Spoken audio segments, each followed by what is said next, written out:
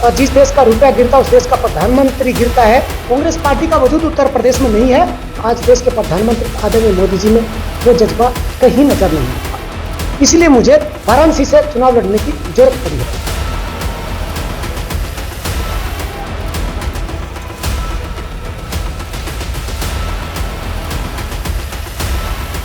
लोकसभा चुनाव 2024 के रण में प्रधानमंत्री नरेंद्र मोदी के संसदीय क्षेत्र में अब उन्हें चैलेंज देने पूर्व फौजी सामने आए हैं। वाराणसी में बागपत के बेटे और पूर्व फौजी सुभाष कश्यप ने लोकसभा चुनाव लड़ने का ऐलान किया है। बागपत के खेकड़ा के रहने वाले पूर्व फौजी कश्यप ने इस ऐलान के साथ ही पीएम मोदी और बीजेपी पर निशाना भी साधा और कहा कि पीएम मोदी के अंदर देश के लिए अब जज्बा नहीं बचा है। सुभाष कश्यप यही नहीं रुके, उन्होंने पीएम मोदी को व्यापारी तक बता दिया। हालांकि सुभाष कश्यप ने सिर्फ पीएम मोदी और बीजेपी पर ही निशाना नहीं साधा, कांग्रेस को भी आड़े हाथों लिया और कहा कि कांग्रेस पार्टी उत्तर प्रदेश के अंदर अपना अस्तित्व खो चुकी है, वो कभी यहाँ की 80 सीटें नहीं जीत सकती है। वहीं पीएम मोदी के संसदीय क्षेत्र में धर्म की नगरी में चुनाव लड़ने के लिए सुभाष कश्यप निकल चुके हैं। सीधे पीएम मोदी से मुकाबला करने के लिए निकलने से पहले पूर्व फौजी ने अपने से बड़ों का आशीर्वाद भी लिया। अपने घर से हिंदू रीति रिवाज के कार्य संपन्न करने के बाद वो वाराणसी के लिए रवाना हो गए। उन्होंने क्या कुछ कहा है, एक बार आप भी सुनिए। देश के प्रधानमंत्री आदरणीय मोदी जी ने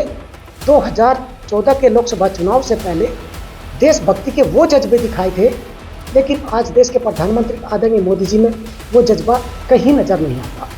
इसलिए मुझे वाराणसी से चुनाव लड़ने की जरूरत पड़ी है। सर, किन मुद्दों पे आप प्रधानमंत्री के सामने प्रधानमंत्री मोदी जी ने जैसे वादा किया था 2014 से पहले कि वो देशभक्ति का जो जज्बा दिखाया था कि मैं देश शासन में बैठा हुआ हूँ, जिस देश का रुपया गिरता उस देश का प्रधानमंत्री गिरता है, और देशभक्ति का जो जज्बा दिखाया था उससे गात के अंदर वो जोश जुनून खिलता था।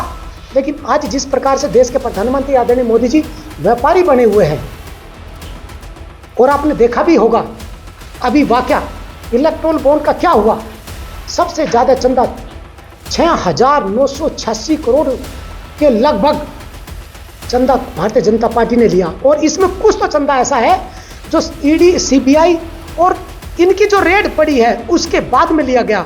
अरे यहां तक मैं कहूं कि मोदी जी, देश के प्रधानमंत्री मोदी जी वादा करते थे, बात करते थे देशभक्ति का और पाकिस्तान को पीटने का, हराने का दम भरते थे, लेकिन इलेक्ट्रोल बॉन्ड का पाकिस्तान से भी लिया है। तो शर्म की बात है कि देश के प्रधानमंत्री मोदी जी जिस प्रकार बोलते थे वो जज्बा नहीं है। पाकिस्तान से भी चंदा लेके वो चुनाव लड़ रहे हैं, ऐसी उम्मीद नहीं थी, और इसीलिए मोदी जी को हराने की आज जरूरत है। अजय राय कांग्रेस से चुनाव लड़ रहे हैं। जी सर, आप निर्दलीय चुनाव लड़ रहे हैं, आपको लगता है आप चुनौती पेश कर पाएंगे बागपत से? देखिए, कांग्रेस पार्टी का उत्तर प्रदेश में कहीं पे भी कोई वजूद नहीं है, और अजय राय जी चाहे लड़ ले, चाहे कांग्रेस पार्टी का और बड़ा नेता लड़ ले, कोई भी फर्क नहीं पड़ता। कांग्रेस पार्टी का वजूद उत्तर प्रदेश में नहीं है। वाराणसी, रायबरेली, अमेठी दोनों सीट आपने देखी है किस प्रकार से झटके लगे हैं, और इन झटकों के अंदर एक सीट तो उन्होंने पिछली 2019 में गंवाई भी है।